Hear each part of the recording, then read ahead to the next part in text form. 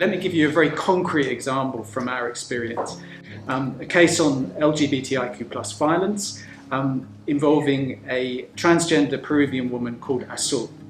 And she was arbitrarily arrested by police in Peru in 2008. She was raped, beaten and verbally abused due to her sexual orientation.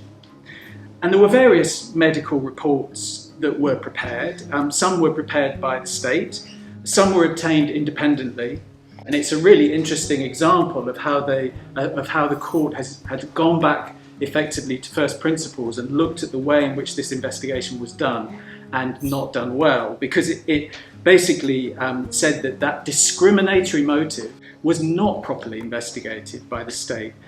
On the contrary, it's almost the worst example of how a case involving an LGBTIQ+ victim could be investigated. The investigation was characterised by prejudice, by humiliation of Azul, by the use of stereotypes, or everything you can imagine was wrong about that investigation.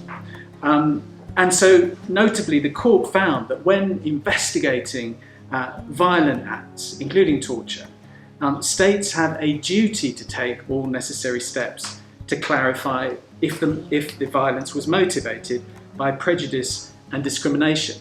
Our analysis historically has failed to account for the impact of entrenched discrimination, patriarchy, heteronormative behaviour and discriminatory power structures and gendered stereotypes when we're talking about torture. Things have moved on such a lot, and now that we've got independent experts on sexual orientation and gender identity, on the prevention of violence on the basis of sexual orientation and gender identity, such a lot has changed.